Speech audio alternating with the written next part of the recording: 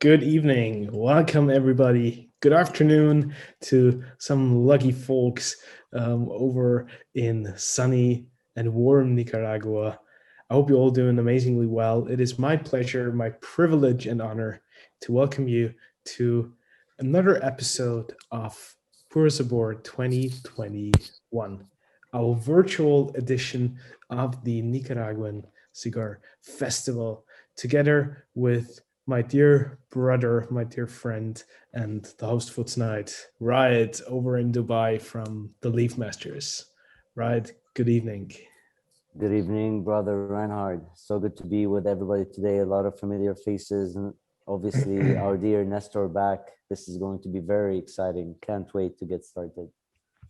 Indeed, it's a very special topic that we're gonna discuss tonight, and we'll actually be talking after the last session that we shared, where the big small manufacturers were the center of our attention. Today we want to scale things up, and we want to talk if size really matters, and if so, how it does. We're going to be talking to two absolute giants of the industry, icons and legends. And please help me welcoming Mr.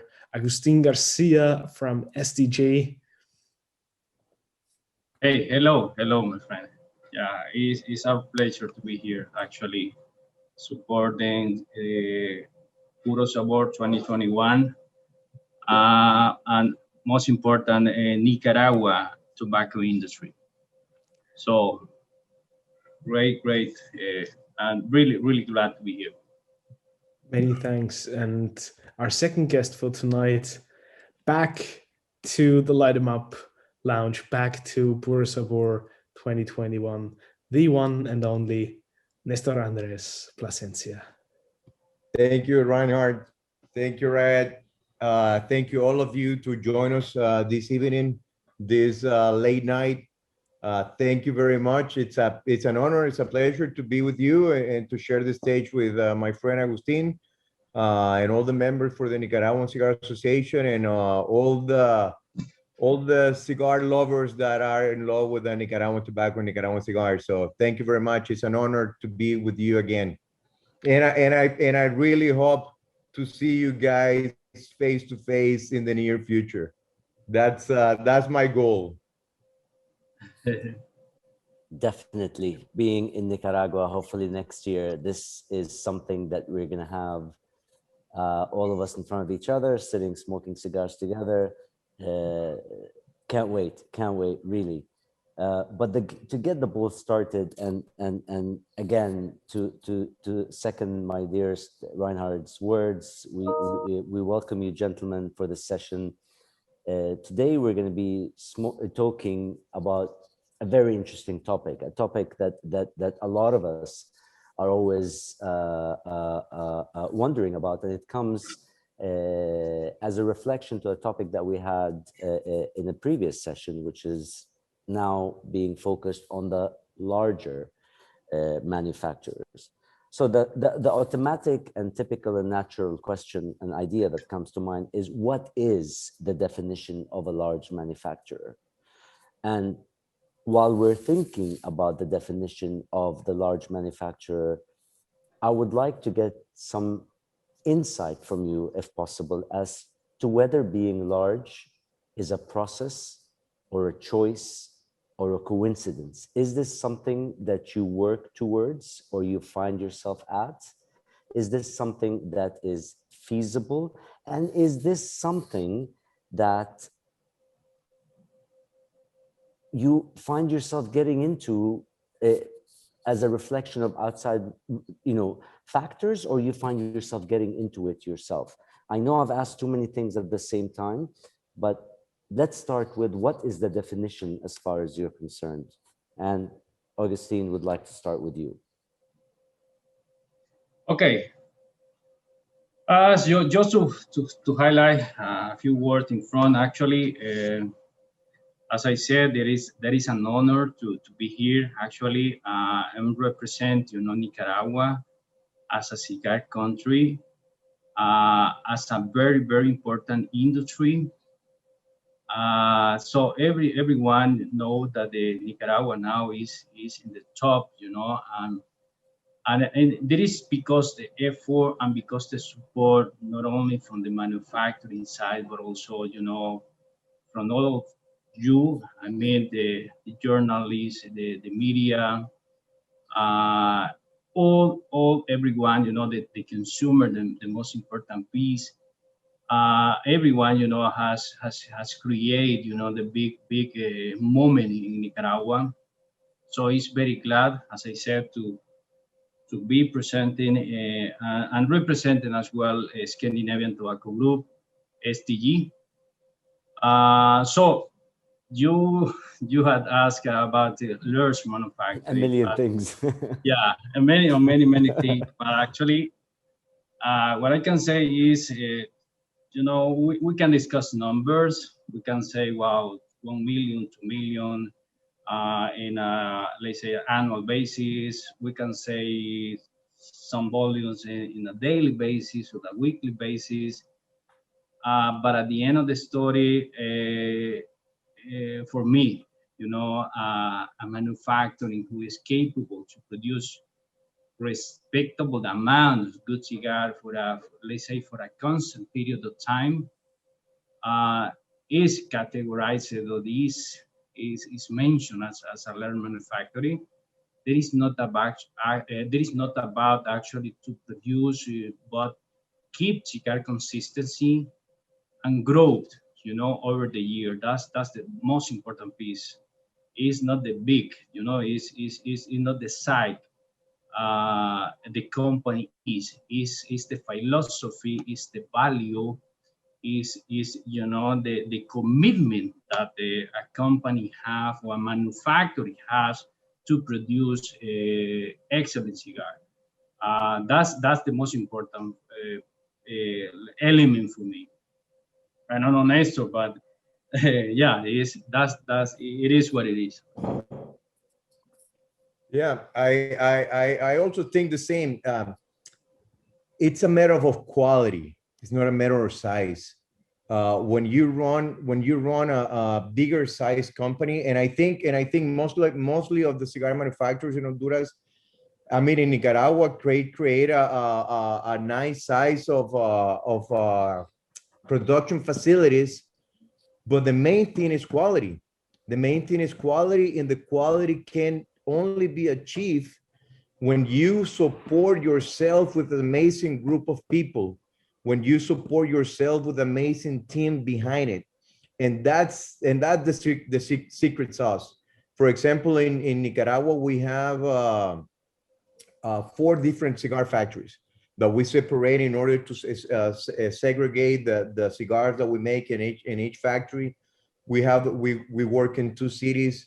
We give jobs to people in different cities. You diversify also the demand for bunchers and rollers, and I think that's the way. But the secret sauce, it's surrounded yourself with an amazing team. That's the only way that you can achieve it. How we came into this position, by all of you guys, because you've been enjoying the cigars that we've been manufacturing. You've been asking for more cigars. We have to develop a system that we can have more cigars available for the many more people that are gonna be enjoying this beautiful world of cigars. So we start very little. We started in Honduras in 1986, and then we moved to Nicaragua in 1990 when the circumstances allow us to go back. And then since then, with a very little production. And year by year, we've been growing because of the demand for cigars.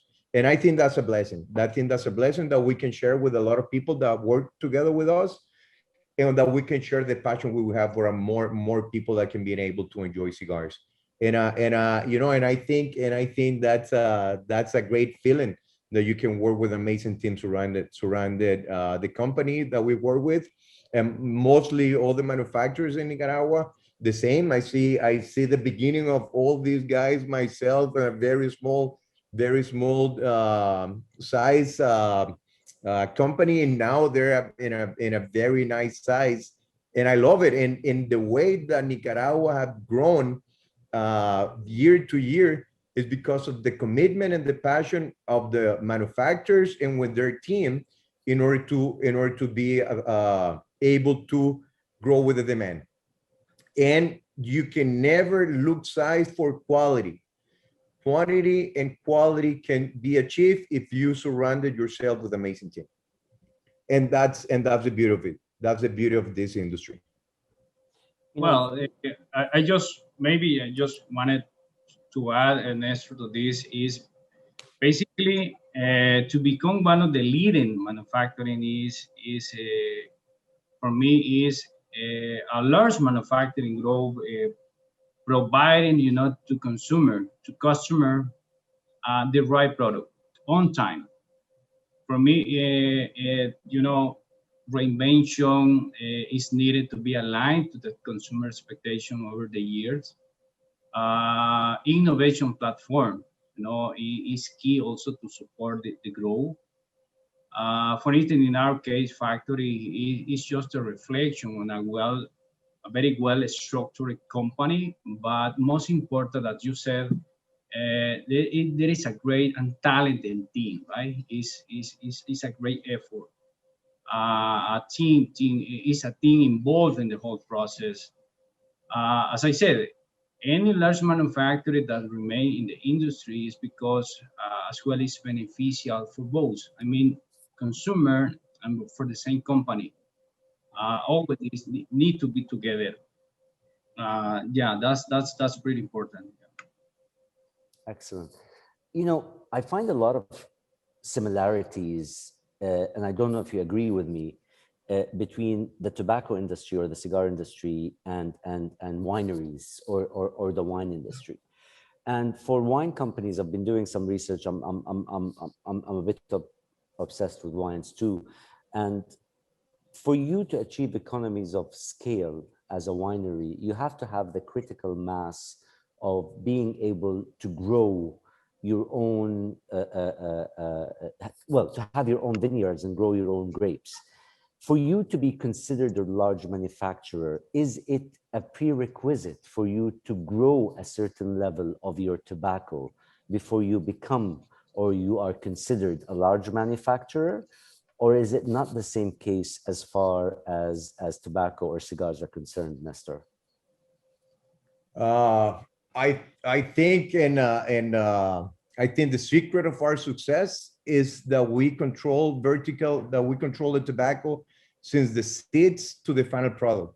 And that's being on the fields, that being together with our team, knowing the quality of your soil, knowing every region and everything. I think that's something in our case, that's been one of the secret of our success, in order to know exactly what's going on. But we do also for the cigars that we produce for our partners in this industry, for our colleagues. We do import tobacco for different countries or different companies that grows tobacco, and it's the same. The thing is to partner yourself with the people with the passion that they have for the leaf, and you know that you're gonna get quality every time that you buy tobacco from them. Augustin, do you agree? Yeah. Well, you mentioned tobacco. Tobacco is let's say, along with people, is one of the most important, let's say, the most important asset, is tobacco. Having a sound and deep tobacco inventory is key, to quality and consistency. And yeah, again, is also to be involved in every section, in every piece of the entire process, in order, to have the right product at the end. But yeah, tobacco inventory, economies of scale is something really, really key. Everything start. As I always said, I know, never get tired to repeat that. The magic starts on the fields. It's impossible to make great cigars without starting great tobacco. And as I always said again, We're blessed in Nicaragua because we have the soil, we have the microclimate, and the most important thing, we have the people with the know-how and the passion to do it. So that's unbelievable. That's amazing. And then you can be so creative with blends, proportions, and working with this and that, longer time of aging, you know, this time kind of leaf, kind of aging the tobacco, you name it, and different kind of irrigation, different kind of fertilization, crop rotation, what kind of crop you put in the fields, and then everything start on the fields. And when you start with a great tobacco, you can make amazing cigars. Now that's such an important aspect that you mentioned there. And during our last session, when we had Skip Martin as one of our guests, we also spoke about those economies of scale. And he brought the analogy that when you're starting out with one pair of rollers, for example, you get your hands on the very best raw material because you don't need that much of it. But you also have those other sort of behind the curtains operations that would, in comparison to the one pair of roller that you start with, would be more expensive. So it's a disadvantage or a diseconomy of scale. Whereas once you have everything installed and you grow your operation, that balance certainly shifts. Nestor, do you think that there is something like a sweet spot between quality and quantity, or like when you see once you pass a certain hurdle, or once you get past a certain level, that things get easier in a certain way, or do you just keep on piling problems on top of each other when you actually grow? That's a very good question. The way that we manage that kind of growth is we split. You know, we don't do it in the same facility. So we want to go and open another facility in order to have the same quality control procedures, the same mentality, training the people and everything. So it's not a huge, massive facility. So it's separate different facilities where we create, and that's the way that we've been managing that kind of growth.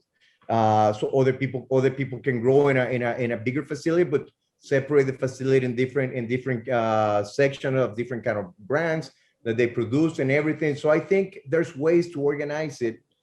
But again, if you have the right team, you know, if you are prepared for that growth, if you have trained the people in order to give the benefits to growth within the same company, we have people, and I'm very, very honored and happy to have that.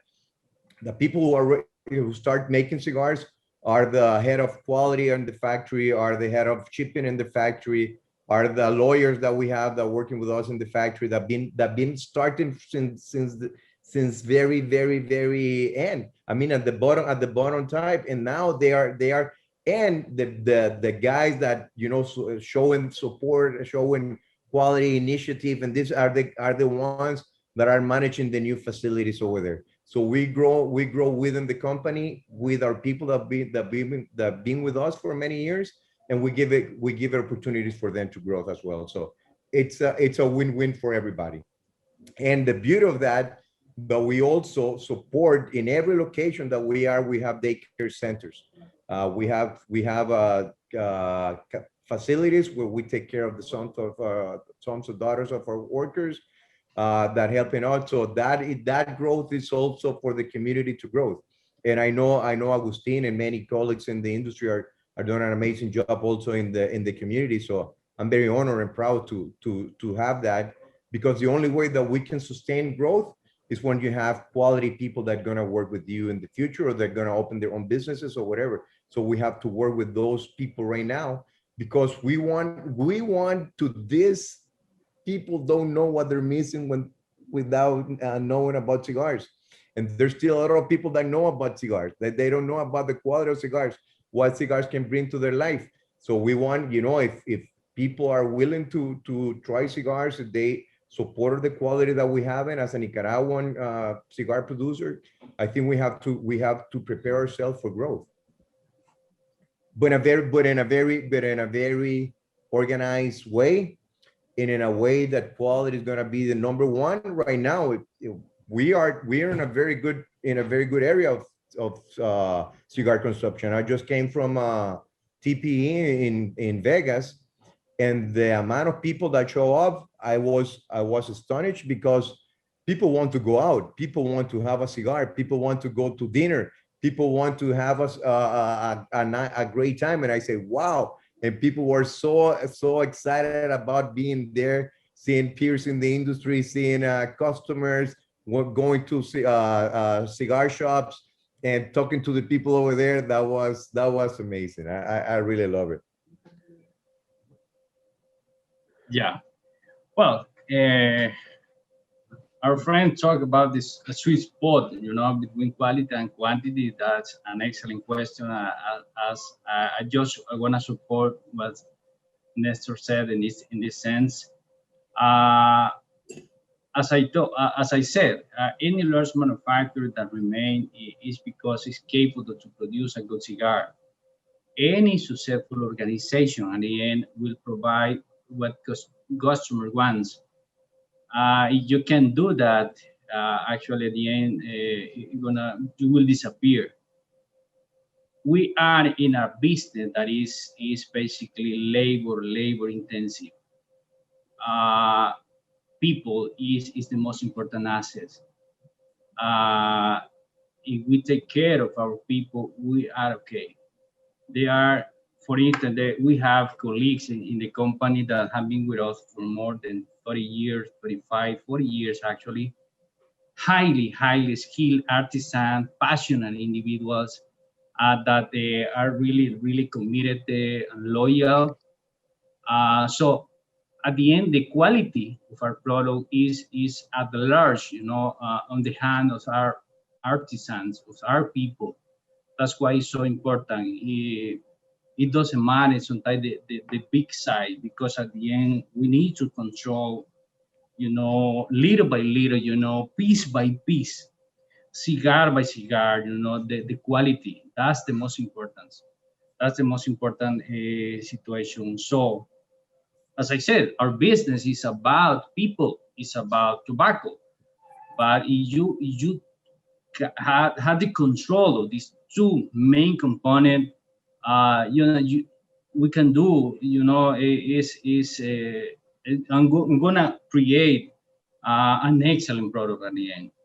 People is the most important, actually, at the end. It's not the size.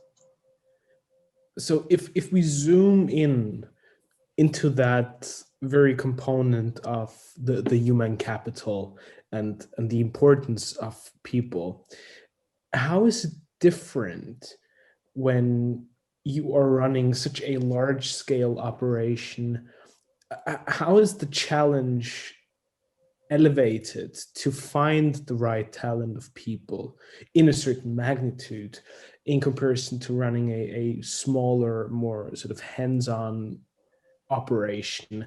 Because the sheer amount of people that you need and the quality of people, you just don't grow that on trees, right? You have to really invest a lot of time and effort into building those people, but just the magnitude of the team is critical. Yeah, that's the key. And you have to be hands-on no matter the size. I live in Nicaragua. I in the factories every day. I go in the fields every day, and not just myself, as my dad and again the people that have been working together with us for many years, and that been getting that culture of achievement, of passion, that they see the bigger meaning. The bigger meaning is to produce the best cigars for the enjoyment, for the final consumer, for you guys, that you have the best cigars possible in your hands.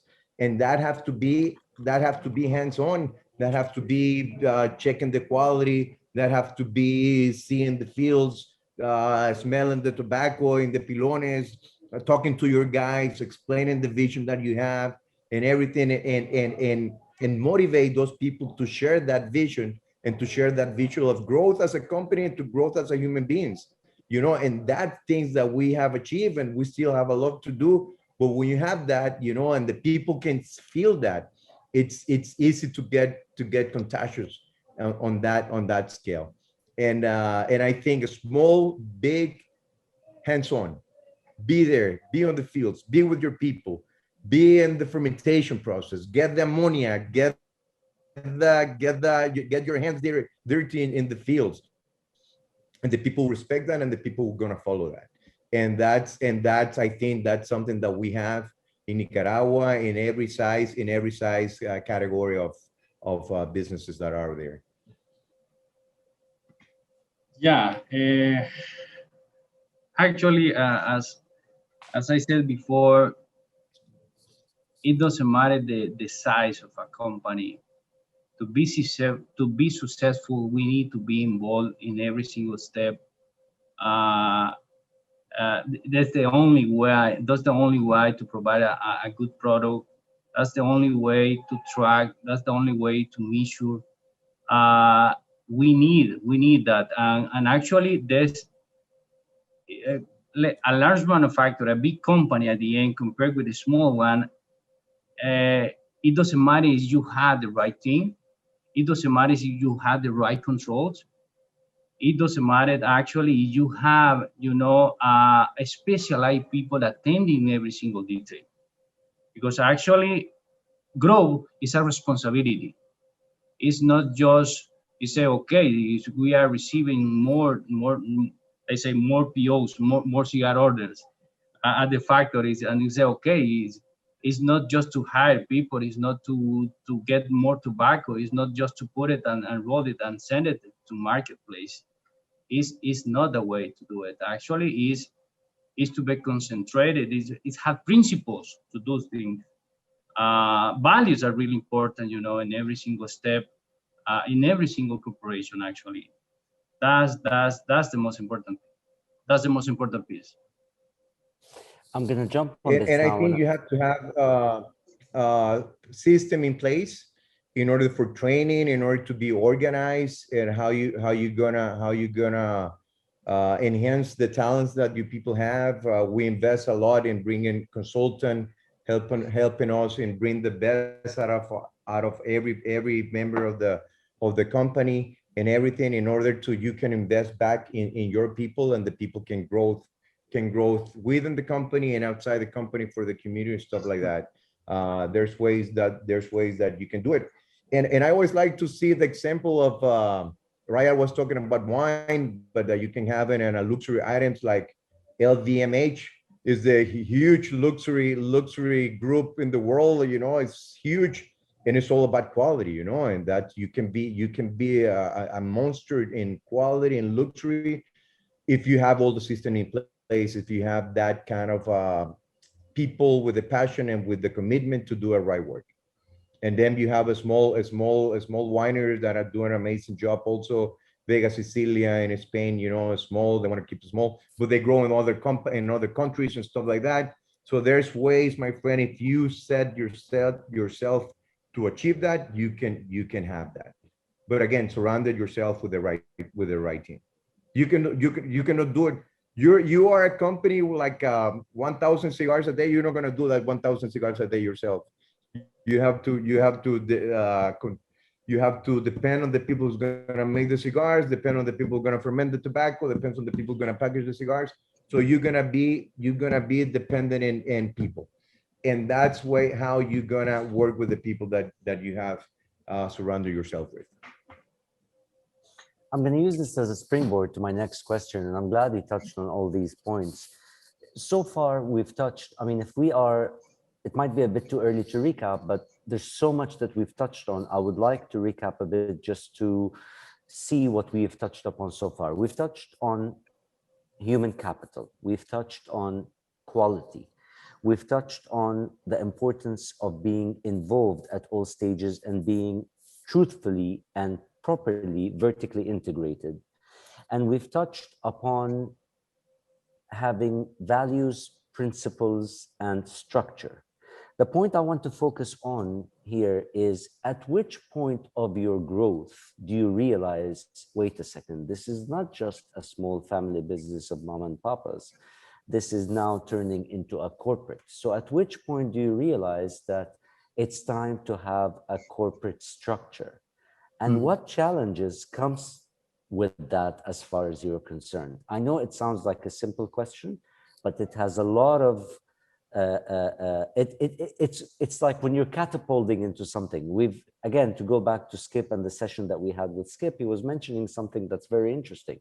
When you are at 1 million cigars production, that is totally different at what you're hitting 3 million and what you're hitting 5 million. You've become a company with a totally different DNA in terms of production.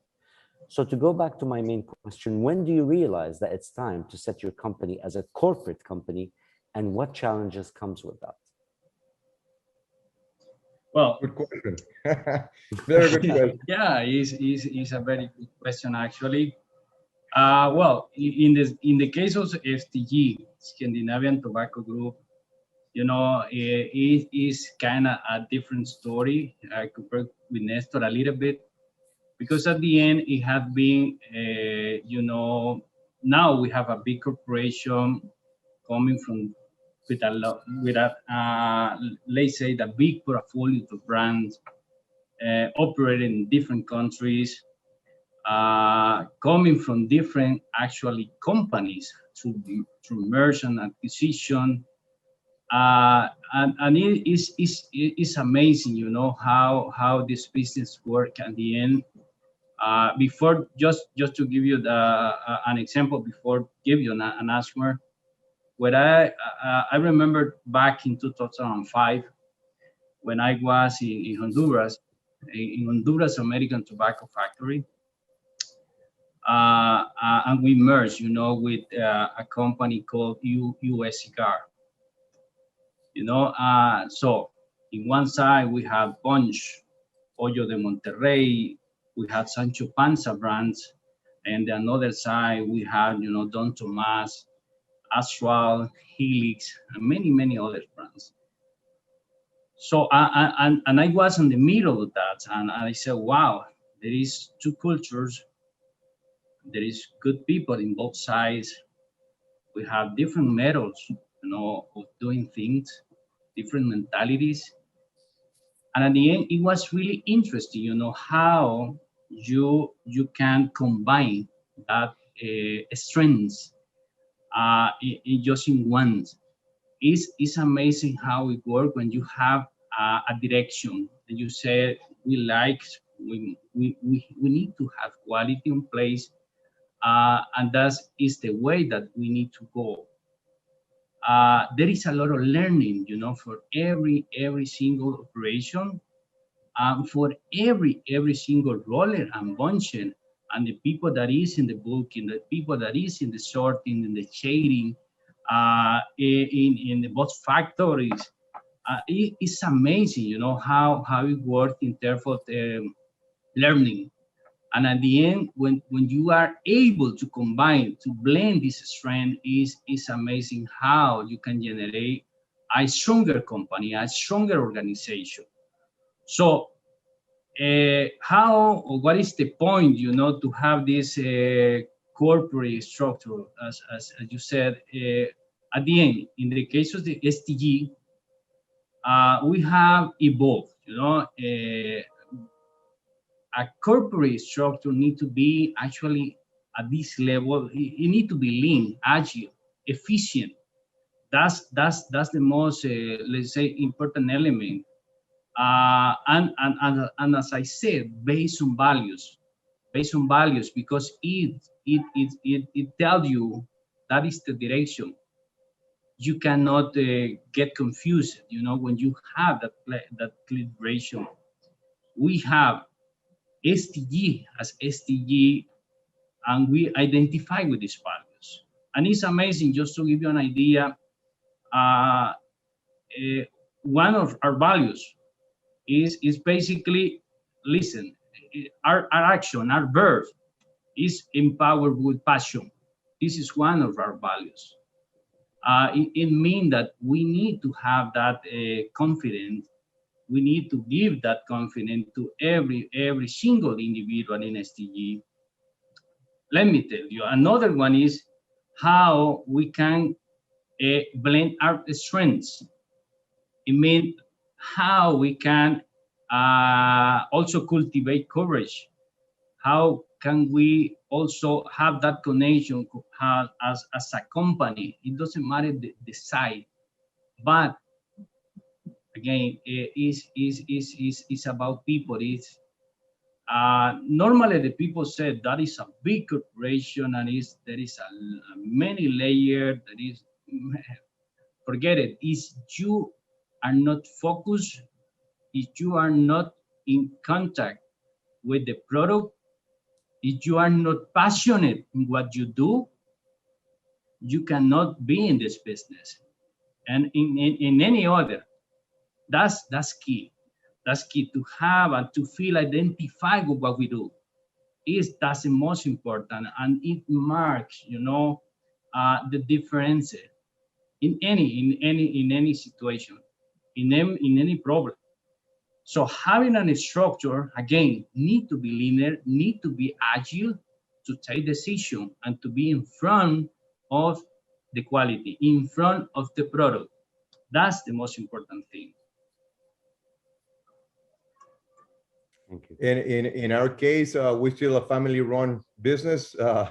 I think we might need a little bit more structure, to be honest. But we're hands-on. We want to be seeing the cigars, seeing the tobacco, and everything. So we've been organizing a little bit ourselves.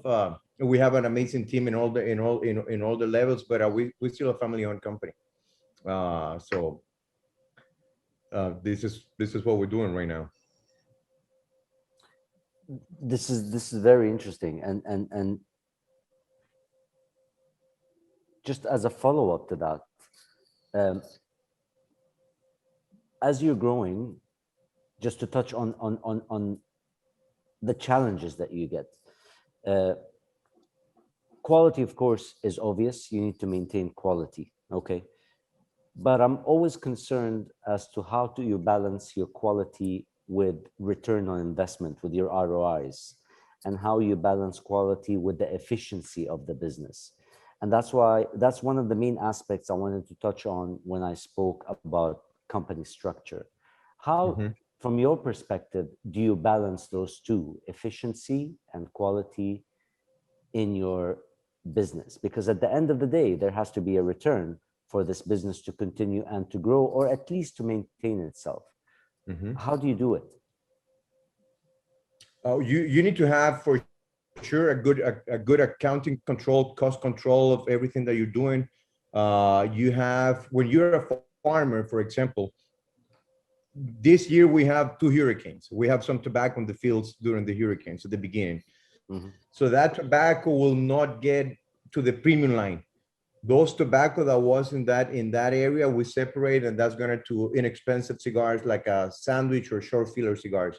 So we set ourselves in ways that we have the premium tobacco goes to premium blends, and then we have tobacco that's going to be okay. It's going to be fermented. It's going to be good taste, but it's never going to have the elaborate taste and all the nuisance and everything.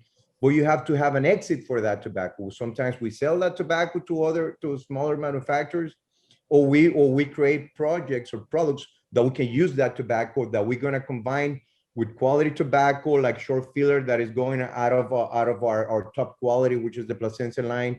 The short filler with that going with that kind of tobacco. You put it in a wrapper that is not impeccable clean, and then you can use that kind of tobacco in order to not stay and grow an inventory for that kind of product.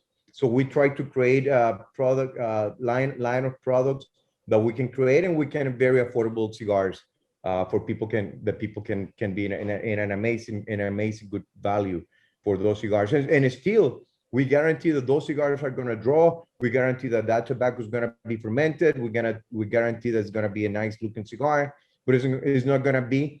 It's going to be a quality cigar for that segment of price, but it's not going to be the same tobacco that we're going to use in our premium lines.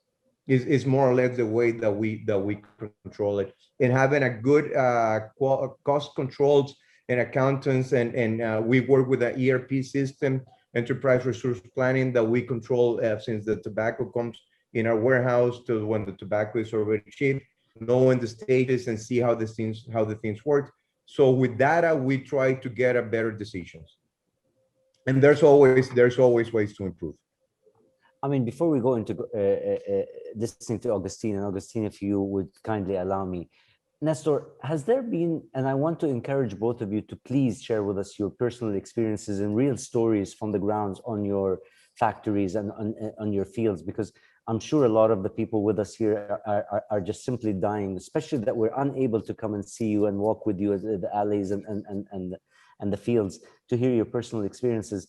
Has there been a project or a cigar where you have said, you know what, this is not feasible, it has a lot of potential, but it will never be feasible, we should abort it? Or do you actually have projects of passion that you go into as far as cigar production or tobacco production? Maybe your answer is going to be the organic side because you spoke to us about it, but is there something like that? Or do you sometimes, or in a lot of instances, abort projects because they're not feasible based on what the feedback you get from your accountants? I come from an accounting background, and I know we have no creativity whatsoever. So that's why I'm asking you this question. My friend, it sounds like you are in the middle of the factory asking for some project. You say, guys, please evaluate this, and wow, it sounds really familiar to me, Nestor. Wow, a good question. Is wow, yeah. Wow, but I don't know, Nestor, but yeah, we have experimented many challenges, you know, in terms of creating cigar, creating the right product. Because again, when you have a big portfolio, you need to be focused actually to create the story, to create the right product that identify every single brand. You know, for instance, here in Nicaragua, one of our key brands is CAO. So CAO is a very innovative brand, you know, that you have many components. You know, we have the word line, we have, let's say, the traditional line in the same brand. So it's a very rich brand in terms of creating, you know, new stuff.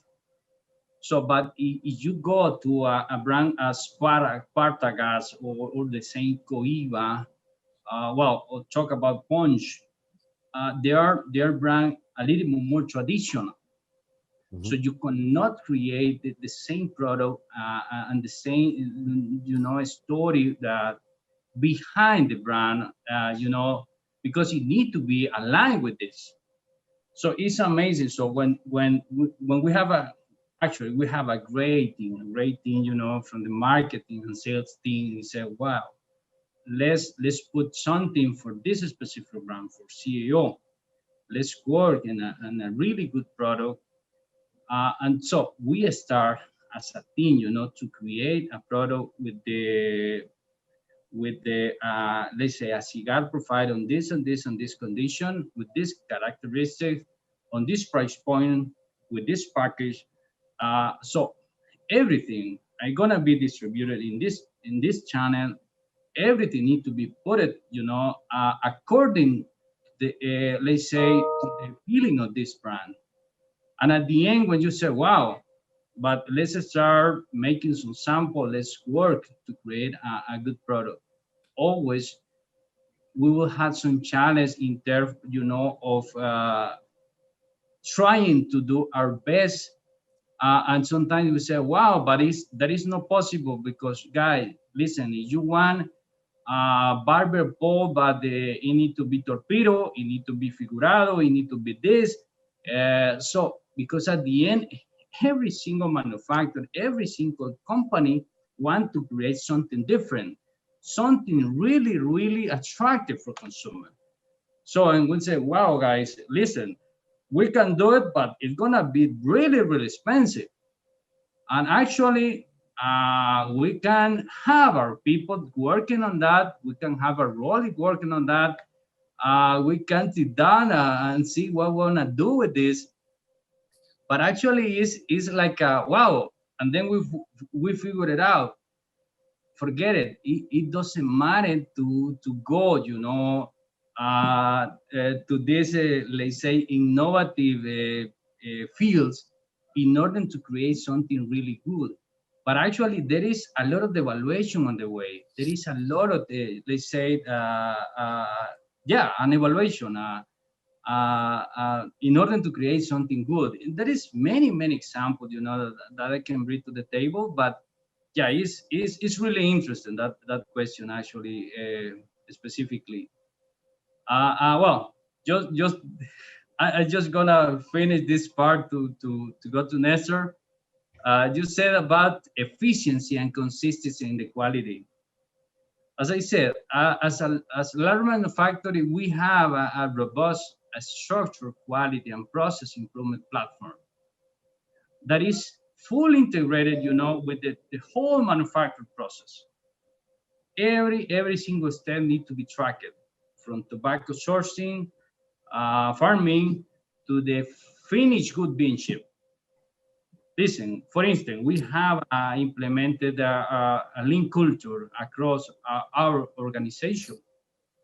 And one of our, let's say, key element is that we have an STG lean DNA, for instance, just to give you an idea. This STG lean DNA comprise very important pillar, in order to track and to have the proper control in place, as performance management, as standardization and 5S, and also to approach the situation that are present in our factories with the proper root cause analysis, for instance. And also, and at the end, the most important one is the lean leadership that we need to have.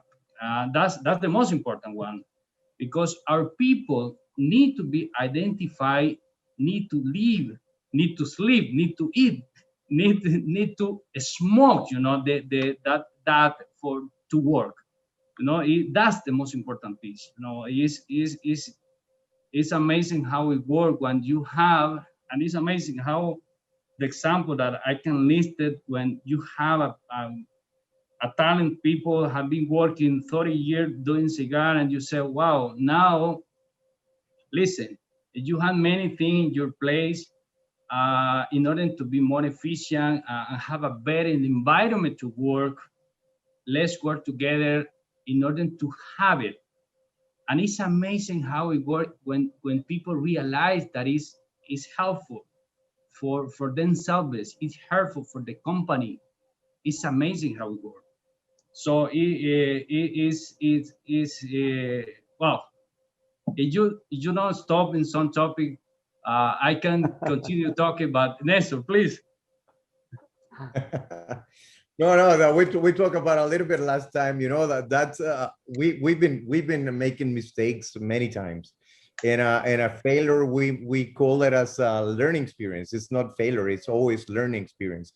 And we will always if you're experimented, if you're there to try new things, you're not gonna make it right at the beginning, And for me, the best example is when I started with organically grown tobacco. The first yield was very, very low, and the cost of that tobacco was very, very high, because the inputs that we put, the organic fertilizer, the garlic, and some flowers and everything, we were so new in this. We didn't know how to do it. We would try and error, but the first yield was very, very low. Tobacco good, but the amount of pounds per acre was very, very low. So that puts your tobacco per pound very, very expensive. And how I deal with that, I believe in this project so much that I have to talk to my dad and say, Dad, believe in me. Come on, don't fire me yet. I'm just get graduated on this. But I know this is gonna work. We're gonna get it right. And right now we have the same yields of the conventional tobacco and organically grown tobacco. So we've been learning with years. We've been learning. There's a new product that comes in organic agriculture. We create our own earthworm hummus. So we do it ourselves in order to buy it from outside supplier.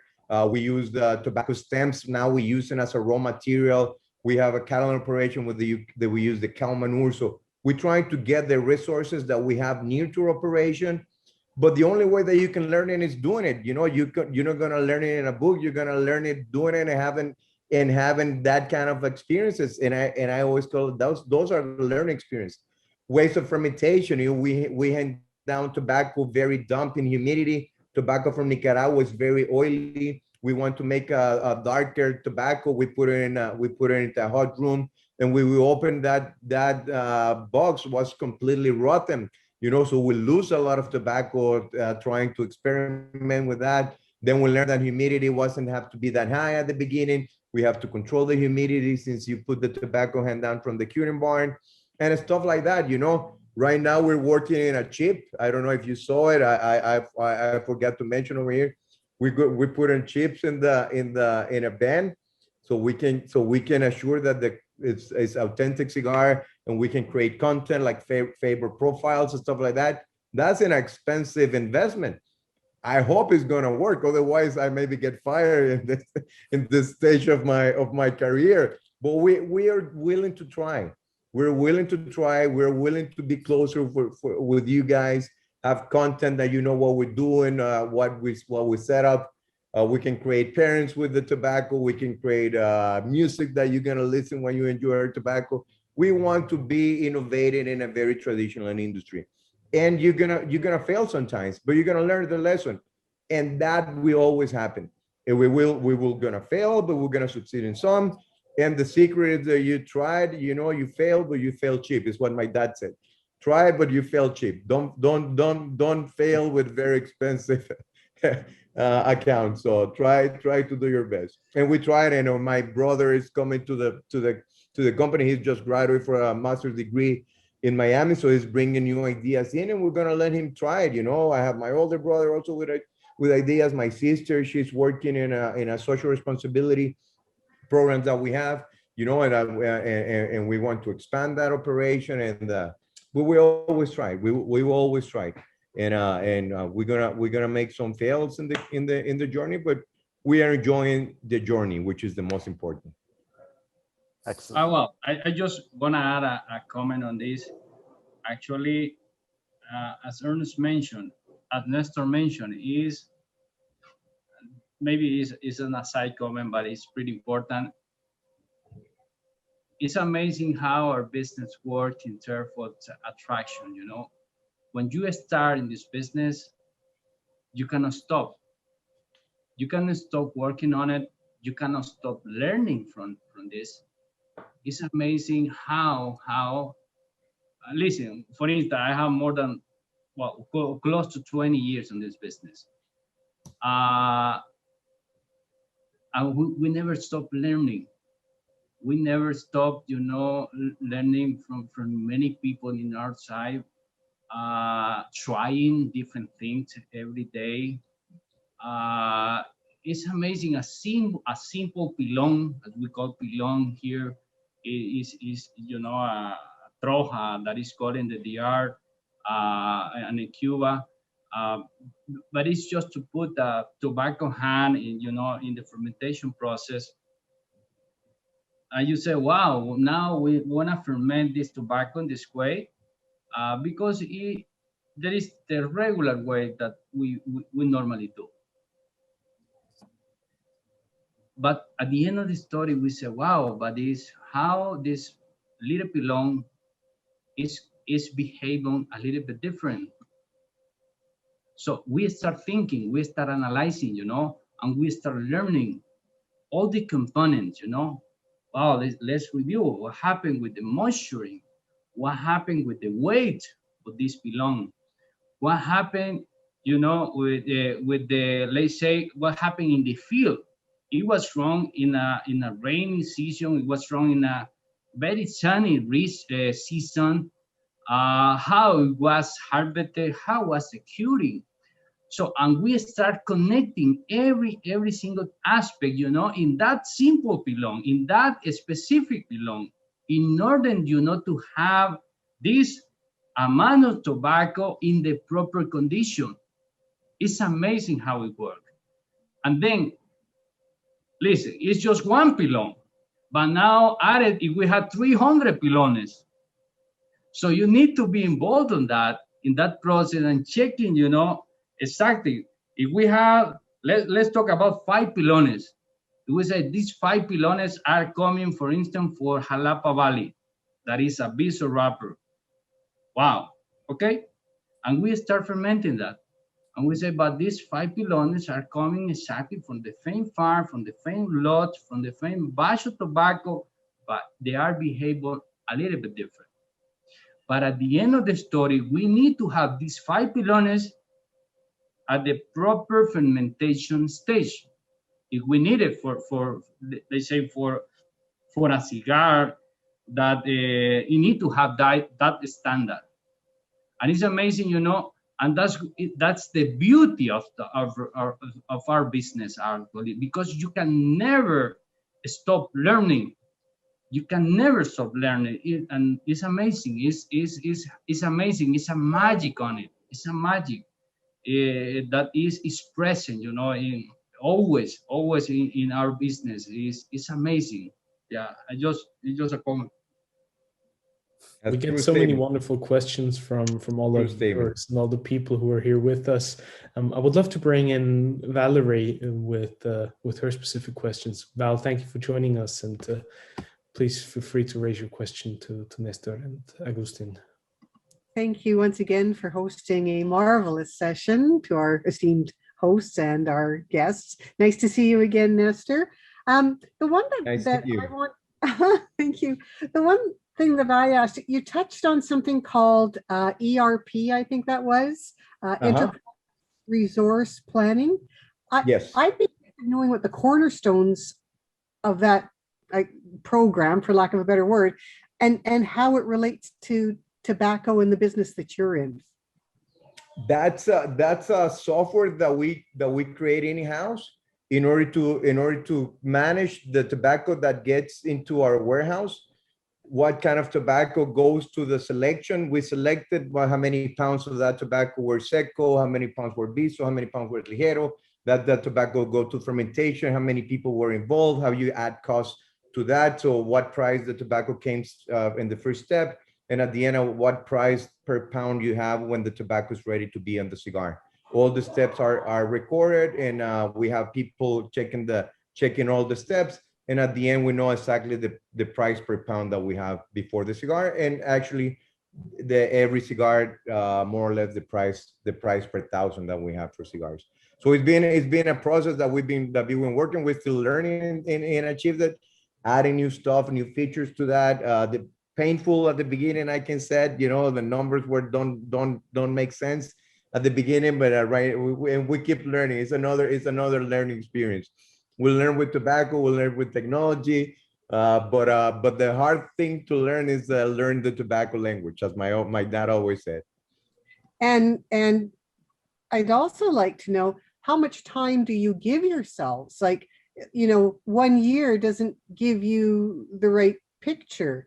Do you need 2 years, 3 years, 5 years? Oh no! We took like 5 years in order to have it like a decent ride, and still some things that don't make sense that we have to go and check it. We still have people that help us through the way. But it's nice. You get nice information and see how the things how the things are evolving in terms of the tobacco process from day one to the finish. Thank you. Thank you for your question. Another question from the chairman, Mr. Lai. Rich, thanks for being here with us again. Please fire away. Hello all. Good to see you again, Néstor. It's good to see that you're doing well and your family's doing well. I've been hearing a lot about the business, and I know at Plasencia you have plenty of passion and you have plenty of talent, but I'm a consumer, so I'm more excited about or want to know what new tobacco or wrappers are you developing, and is there anything new coming in your cigars from the latest TPE that we should be looking for? Thank you for your question. There's always things on the pipeline that we're not ready to disclose, but always new things that are coming, and new regions that we've been working many years ago, waiting for those tobacco to be released. But I can tell you it's going to be amazing. That I can tell you. Okay. Thank you, Néstor. My pleasure, Rich. Ray had a wonderful question regarding the differences in family operations and probably a more corporate feel to it. Ray, would you like to raise the question for us, please? Yeah, good evening, everyone, and great show again, as usual. Reinhard and Riot. I don't know what's the time in Dubai, but it's not really comfortable. But yeah, in Augustin and Néstor, and it's been really interesting. My questions was basically, Néstor mentioned it's your company is predominantly family business. Basically, it's not a huge corporation operated company. But is there a moment where you think, okay, that we grow enough, we can't go forward and grow more as a family business, and we need to stop growing? Because basically you start from small company, become a quite big company at the moment. Mm-hmm. And many of the family businesses, usually they grow to a moment and they say, yeah, that's it. We can't go more as a family business. Yeah, no, very, very good question. For example, right now with the big demand that we're having for cigars, a lot of people we have that get close to us asking us to produce their cigars, and we have to say no. We have to say we don't have the capacity right now. We don't have the tobacco for having, because if we do something for you, we want to give you the best. So it's ways, and there's other products that we can still have some growth in that. So you have to be evaluating where the growth can come without jeopardizing the quality that you have. Quality is the number one. But there's time, and right now is one perfect example. We have many people that approach to us asking us for produce their cigars, and we have to say no, because we cannot do it. You know, we cannot absorb that production without jeopardizing the quality that we have. If we're still growing in a way that we have, I think the way that we're thinking is bring more people in that help us to organize some stuff. But we're always gonna be hands-on because we love what we're doing. You know, it's a way of living. It's not just a work. We enjoy this so much. It's a family. All my sister and my brothers are in the company, so that's beautiful. You know, we talk to them and everything. And then, for example, we open a new farm, and you have to bring more people in, new people that comes in working in the quality control team. And we always try to work with a consultant that help us how we can organize ourselves better. Like Agustin was saying, we also work with the Six Sigma, lean manufacturing, and that kind of stuff in order to have our team with the skills in order to manage this amount of volume. So in that question, then, do you see yourself, let's say, in next 10 years, if you grow naturally? Excuse me, I didn't hear. Do you see if you continue growing naturally as a company, do you see yourself in the next 10 years, 12 years, company which producing double amount of what producing at the moment, or maybe triple? I'm seeing, well, not that amount of growth. I don't see that amount of growth. Myself, as I said the other day, we have an amazing team that is working together. But myself, I'm devoted most of my time growing the Plasencia brand. That's where I make most of my time. And I think that's a big potential to grow. We have a good amount of tobacco for support that growth. And that's not going to be an amazing growth because that's a project. We have a different mentality in place for that. And I spend a lot of my time develop that together with my brothers and sisters. Thank you. Thank you very much. Now, since we always try to not just talk tobacco and have a very philosophical approach to these episodes, we would love to share with you a little bit of the look and feel, and we would like to take you on a virtual journey to some of the fields down in Nicaragua and show you some of the magnitude and the size of the operations that Agustin and Nestor have been telling us about. So we will show this little video for you, and gentlemen, please feel free to comment during the video or share with us some of your thoughts whilst we're watching the beautiful footage from Nicaragua.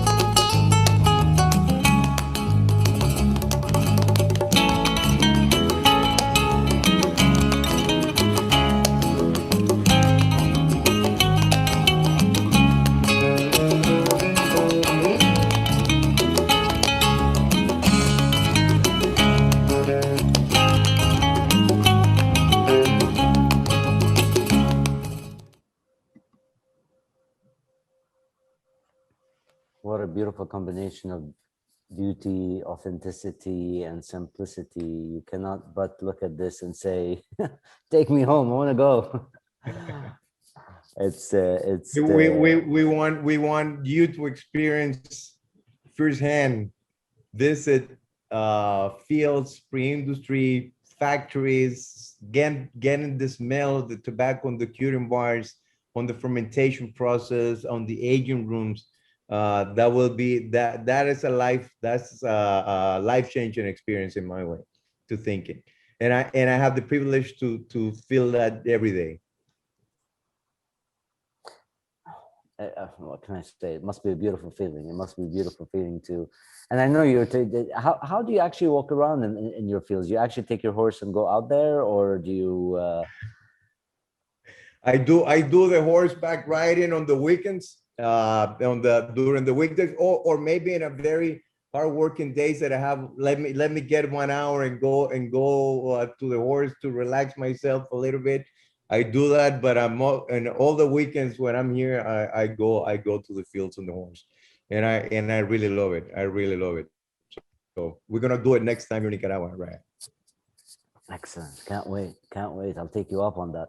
You know, before I jump into my next question, you mentioned something earlier, Nestor, and I really want to touch on that very briefly, because this is the first session that we have after an actual cigar trade show took place, which is the one that just took place in Vegas, TPE. And I you gave us a bit of your feedback about the event, but can you just shed some more light, please, about how was the event? The event was unbelievable. That was my first time that I went myself. The team went 2 years ago, but I really want to go. I really want to see people. I really want to see the customers and the peers in the industry. But the organizer said that was the amount of people that show up was incredible high for the thing that they were expected. People were there to see what the manufacturers were introducing, what the manufacturers were saying. As I said, I went to cigar shops and there was a crowd of people enjoying cigars. Went to have dinners. It was crowded. I was amazed for the amount of people that was outside. Everywhere with the mask and everything. You have to get used to that. On the highway, on the halls of the convention and everything. But while you were enjoying a cigar, you were free with your peers in the booth. But as I said, I was amazing. I was amazed by the amount of people that show up, and the excitement for cigars right now is unbelievable. And as I said the last time, as Agustin says also, we get the responsibility for what we're doing. That in the midst of all this craziness, people found cigars a very great companion, that we can relax ourselves and talk with the people and be by yourself or whatever you want to enjoy it. But cigars has been a great companion in these crazy times in the world. And that's a big responsibility that we take. Augustin, were you at the show? Did you manage to make it to the show? No, not really. We missed this year actually. Yeah. Okay. It's both of you gentlemen have mentioned the responsibility several times.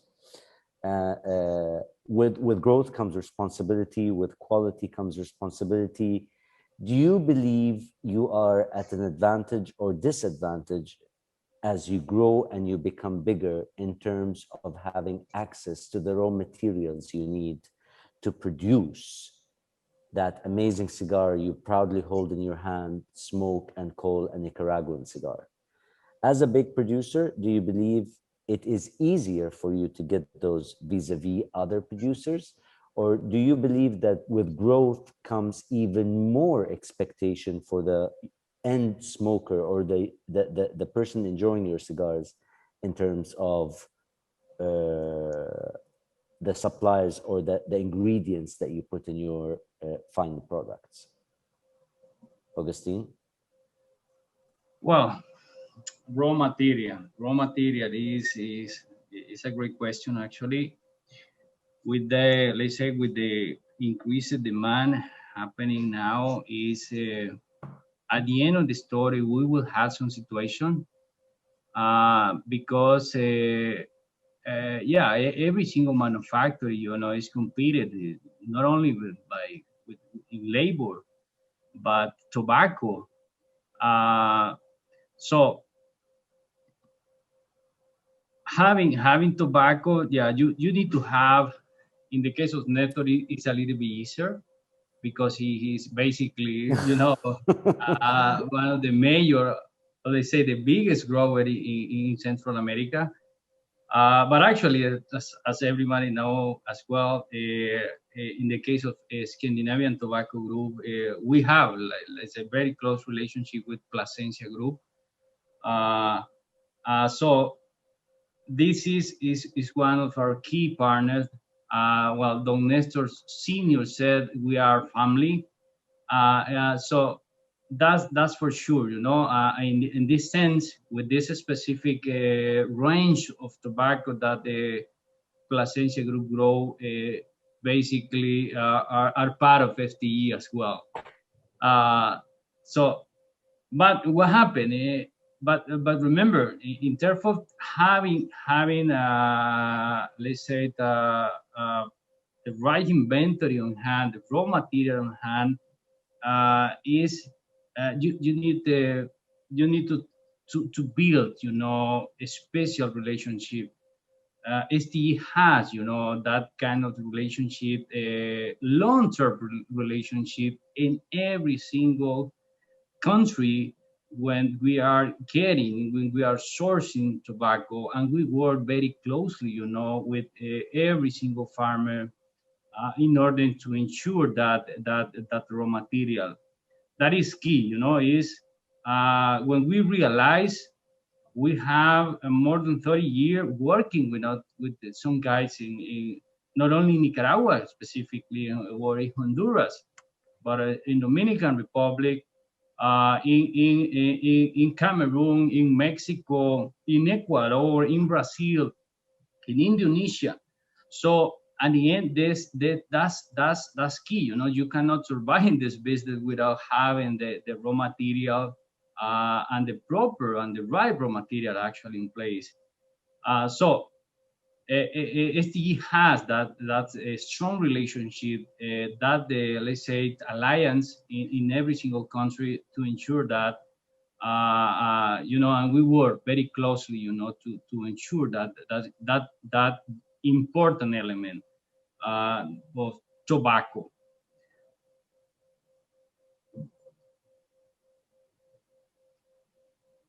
Okay.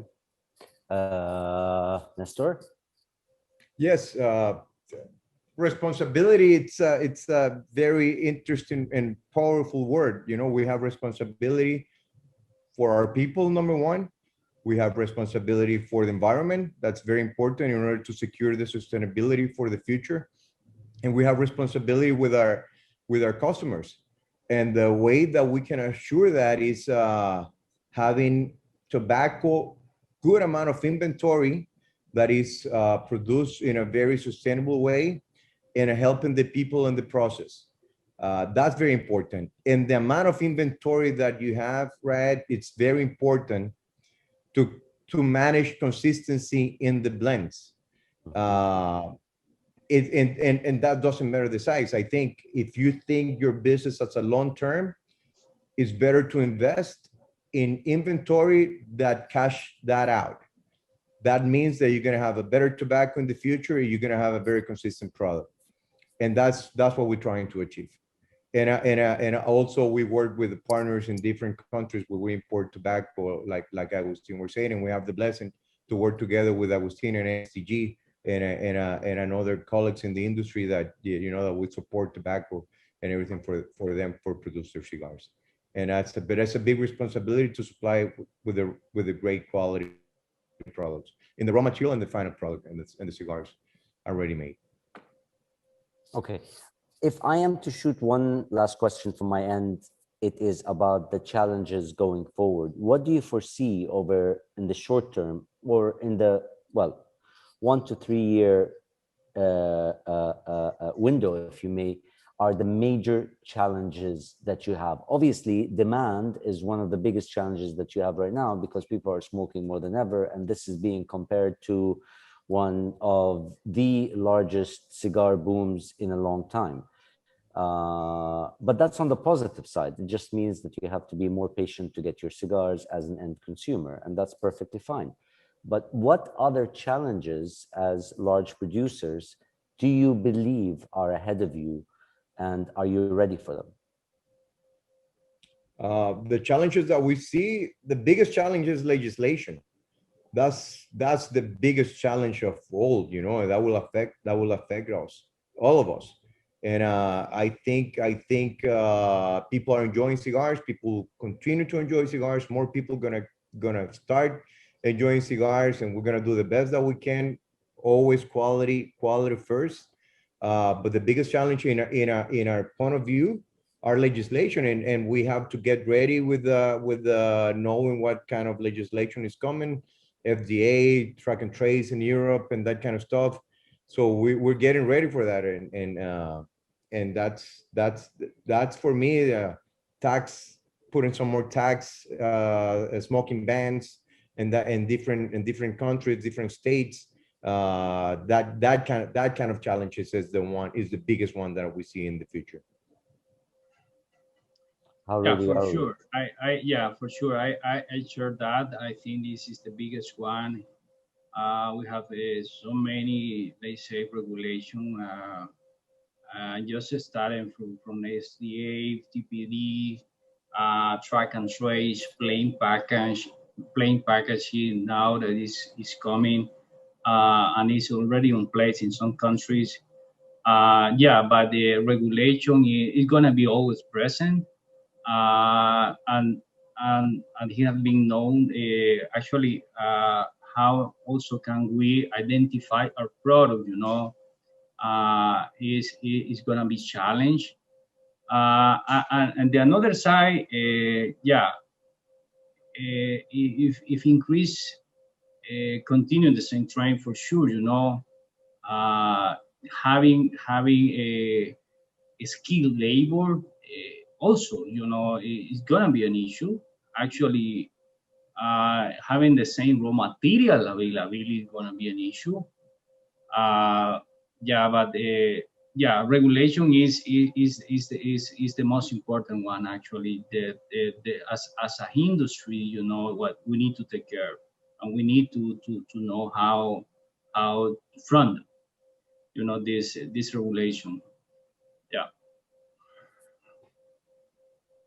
Thank you. I think the wonderful point that you both brought up during this last question, and to me it sort of ties it all together when we look at the topic of large manufacturers in a more holistic way, is what comes with size is responsibility, and not just for your own operation, but for the industry at large, for your local community, for the entire ecosystem, for the people that work in Nicaragua and in all other manufacturing countries, for the local people, and for the cigar world on a much broader level.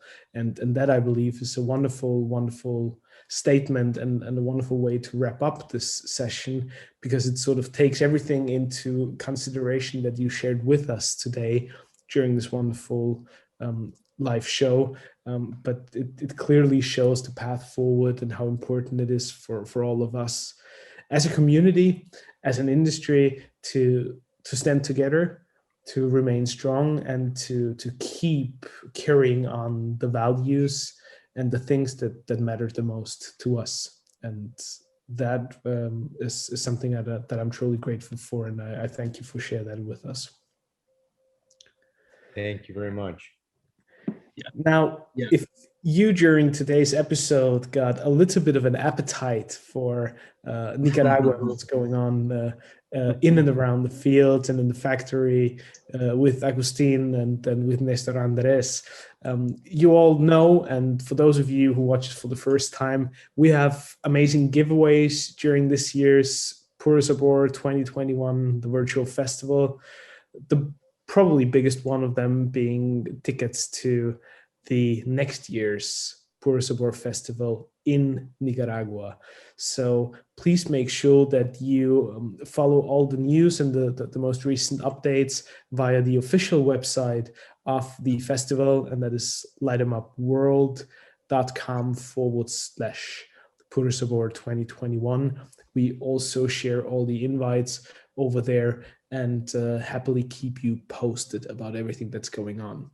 One of those news is actually the next session that we're going to be sharing in 2 weeks from today. And since we already spoke about the pre-industry, we talked about blending and tasting and larger and smaller manufacturers, we're taking things a little further, and we'll talk a bit more about the marketing aspects of the cigar manufacturing and cigar sales side. So that's going to be a very interesting one as well. I'm highly looking forward to get together with my trusted brother and host, Reinhard.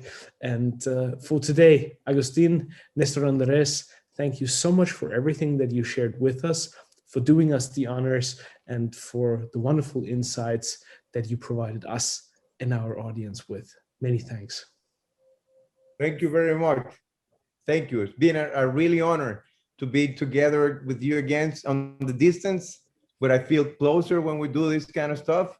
And I really hope to see you guys with Agustin and everybody in the Nicaraguan Cigar Association. It would be a pleasure to have you and host you with a wonderful event. full of cigars, great memories, and being together, which is so important. Looking Yeah, forward. I want to Thank say you, Néstor. again, yeah. Just I want to say again, thank you for attending this session. But most important is to support Nicaragua, a cigar producer, a cigar country. To everyone, thank you, because this has been possible. This growth in Nicaragua is just because of you guys. It's not just well, at the factory level you are just at this point producing, but there is a reflection, of the great support for everyone. It's not that Nicaragua is alone. Is because the media, is because the brand ambassador, the consumer, the customer, well, there is a let's say a big thing, that made this possible. So thank you to everyone. And just I want to leave you with a reflection. Just is that please continue working together, to have this business, to have this that is something that is our passion, that it keep us alive. That is amazing how tobacco connect, human beings, how connect people, how connect, relationship. So let's just keep it together, supporting the industry, supporting Nicaragua, to continue providing, that the great cigar, that the amazing product to the market. Thank you very much. Thank you. Thank you. What better way to end this wonderful session could we ask for? Agustin, thank you so much. Néstor Andrés and Reinhard. We wish you all a wonderful rest of your day, of your evening, a very good night from all of us here. And until next time, light them up. Thank you.